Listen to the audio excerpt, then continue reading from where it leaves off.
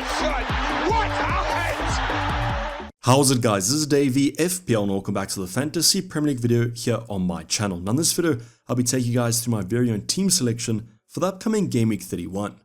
Now first of all, as you guys can probably hear, I'm not at my usual setup. Unfortunately, I'm traveling on the road, but I still wanted to create a video to keep you guys updated on my team selection. So just excuse if the audio quality has gone down, if there's echo in the background for example, don't worry, come Game Week 32's videos, we will be back to normal. As mentioned, I just want to update you guys about my team. So in this video, if you guys don't know, I used the wildcard in Game Week 30, I'll show you guys how that went on, if it was a green arrow or a red arrow, before jumping into all that Game Week 31 goodness. So if that's something you guys are interested in, sit back, relax, and let's get straight into it. So as you guys can see, thankfully wildcard week ended with a lovely green arrow, and we're currently sitting around the 45k mark. Now that was thanks to 71 points and a game week rank of 415k, so quite a respectable game week to be honest. Now this game week could have been that much more, the wildcard could have been that much better, no clean sheets and the attacking options not returning put a little bit of a dampener on our game week.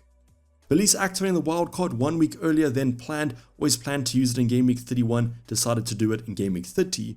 Now I haven't done the maths exactly, but I'm pretty sure would have got a red arrow with the original team, so the lovely green in Game Week 30 was quite well appreciated. Now obviously the upcoming Game Weeks already kind of proved the wildcard was worth it, and we still have 2 chips in our back pocket. But how did your Game Week go if you guys were on the wildcard? How did the wildcard pay off? Was it a red arrow or a green arrow? And just in general, how did the Game Week go? And where are you guys sitting in the overall ranks? Now for the upcoming Game Week 31, I've got 1 free transfer and 0.0 left in the bank, so I could just afford this wildcard draft. But jumping onto the bench first, as you guys can see, I've got quite a lot of kind of multiples of 3. Onana ended up on 3 points after conceding but getting a save point. Saka ended up with the clean sheet points against Man City, and Gabriel racked up a clean sheet impressively against that same Man City side. Then finally Van Hecke conceded 0 against Liverpool, but that was kind of expected and that's why he's third on my bench. So the Gabriel 6-pointer was quite well missed. As mentioned, not many teams get clean sheets. What are the odds that Arsenal and City both do when they are playing each other? So I guess if you guys were forced to play a Gabriel or Saliba, congrats on those points. Even a Saka outscored most midfielders. Now my starting goalkeeper Petrovic decided to concede to 10-man Burnley twice, got a save point, but that's why he ended up on 2 points, which was mightily disappointing. I won't lie to you guys, as soon as I saw Burnley drop to 10 men, thought their clean sheet was locked in, but it just shows that Chelsea defense can't be trusted. Now the rest of our defensive department got no clean sheets either. Udogie conceded to Luton quite early on, got no attacking returns, but at least he matched the popular Pedro Porro. That's literally all he has to do, was kind of a 50-50 on the wildcard, Pedro Porro versus Udogie. I went Udogie because I couldn't afford Pedro Porro, so at least both got 2 points. Then with Gusto got 1 point, but was subbed off late into that fixture quite worryingly, so he might have actually picked up a hamstring injury. So fingers crossed he's back for the future game weeks. Chelsea have some great fixtures, but I guess Burnley was a good fixture as well and they conceded. Then finally Connor Bradley, our kind of differential, got 4 points, no assists here, no clean sheets here. He actually got 2 bonus points after conceding 1 to Brighton. That was thanks to some attacking kind of threat, some key passes, chances created, that sort of thing. So I was quite impressed with him actually getting 2 bonus points. But once again, as you guys can see, no clean sheets for our wildcard team, and when Arsenal keep a clean sheet, that's quite worrying. Let's jump into our midfield department though, where the team really shined. Heung-min Son, our captain, with 10 points, scored a late kind of winner against Luton. I was honestly expecting an easier game for that Spurs side. Now he also racked up 3 bonus points, which was massive when you guys consider kind of the other options. For example, Salah racked up no bonus this week. So massive performance, I'm pretty happy with 10 points. Any double-digit return for your captain is going to be nice, so I'm glad I backed the best option. Now he wasn't actually the best option in my wildcard team. That was going to be Cole Palmer with the massive 15-pointer. Just super happy I wildcarded him in my team because on my normal team, probably wouldn't have had him. So 15 points is pretty decent to be honest. Just great value for money, even though I bought him at his most expensive price tag. Can't really imagine what price he's going to be next season. Then another player that I actually had on my normal team or would have brought in was Mo Salah, and quite happy that I didn't end up captaining him. Now you guys can see, for example, Mo Salah scored but got no bonus points, and that was thanks to a massive 12 shots but only 1 goal. So once again, Mo Salah, like previous seasons, has been punished for some shots off target, and that's why he only ended up on 7 points. Now the final player, the disappointment, was going to be Garnacho, was actually subbed before the 60-minute mark, literally 1 more minute and he would have got 3 points, and then he would have matched Saka. So what ends up happening, Ten Hag subs him before the 60-minute mark. United were quite disappointing. It was 0-0 when he was subbed. Just really wish he was on for an extra few minutes. But I guess it is what it is sometimes in FPL, the risk was there. Saka blanked, Garnacho did as well though, so that was quite disappointing. I mentioned this over on Twitter, but I kind of missed not streaming before Game Week 30. You guys would have told me that I'm mental for starting a United attacker, and I probably should have listened. Luckily though, we don't have to trust United options for that much in the future, but come double Game Week 37, might have to rely on them a little bit. Now let's go into our forward department. I was quite reliant on Erling Haaland to break that Arsenal clean sheet. That didn't happen, and he had a pretty quiet game. Now if you guys watched that Arsenal vs City game, you'll know it was a super boring one, and Erling Haaland seems to be blanking in these big games. So maybe he just doesn't have that big game mentality, but I'm pretty sure when they have some easy opponents in the upcoming game weeks, he'll absolutely smash it. Darwin Núñez unfortunately didn't smash it, had a few chances against Brighton, but no returns. At least he was subbed on the 80-minute mark, hopefully starting against Sheffield United this midweek. That's literally all I want. I bought him for the upcoming game in Game Week 31, so if he doesn't start I'll be quite disappointed.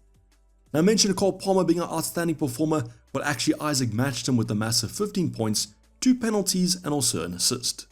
Add a few bonus points, takes you to a massive 15 points, a nice little present for us Game Week 30 wildcarders.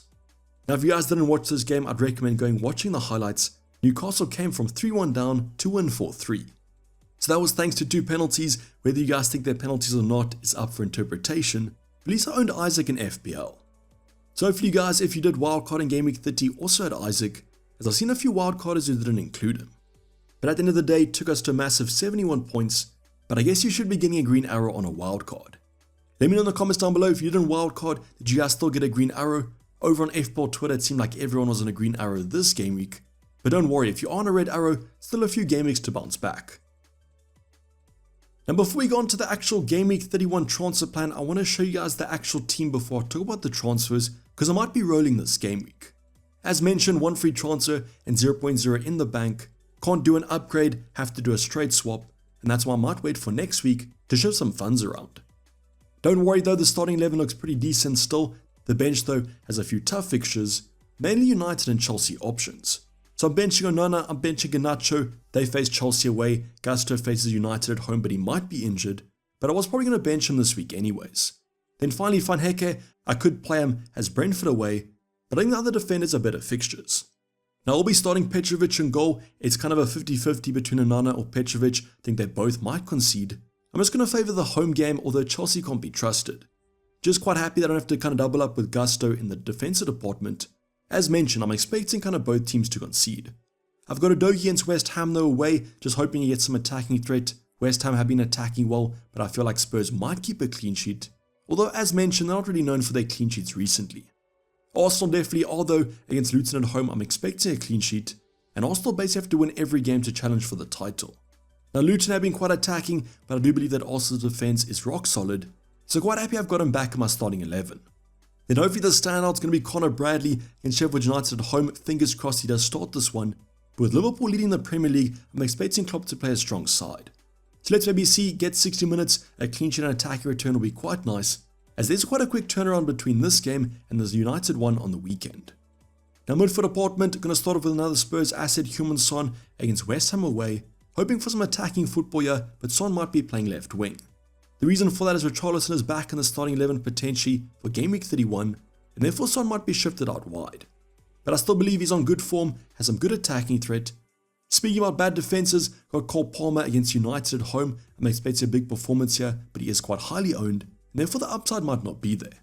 Hoping for some upside though from captain Mo Salah against Sheffield United at home, believing that he will start against this poor side, and therefore hoping for some massive amount of goals. As mentioned in the Game Week 30 review, he had 12 shots or 11 shots in the entire game, which is a new record for himself. So kind of a no-brainer in my opinion, one of the best attacks versus one of the worst defenses, so fingers crossed he starts this fixture. Then finally Saka, another player that I'm hoping that starts. He has Luton at home, this is a great game on the cards, and as mentioned, Arsenal have to win every game now that Liverpool are leading. Now there was some concern for injury as Saka was subbed off, but I think it was more fatigue versus injury. Let's hope for some press conferences coming up maybe tomorrow to give us some more insight. Otherwise, obviously I'm going to play him against Luton at home. Then finally our forward line stays the same. Haaland against Aston Villa might be a Campsey option if you guys want to go there, but Aston Villa's defense has been better recently. Otherwise, Darwin Núñez against Sheffield United, another player I'm hoping starts, but after being subbed on the 80-minute mark, I do believe he will. We might see him out wide if Gakpo does start, but I'm hoping for a start up front, as Sheffield United are there for the taking. Then our final option, the star of the game week, Isaac, has Everton at home, another home game for this Newcastle side.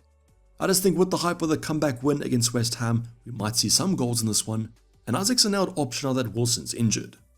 So overall, our front three looks pretty good for this upcoming game week, and that's what the wildcard kind of gives you. Now if you guys are on the wildcard, it will be a similar team to this, however I might have some more kind of Man City options. I might bring Foden in instead of one of the other options or go for a 5 in midfield, and Guardiola might be a great option now that Ake, Walker and Stones might still be injured.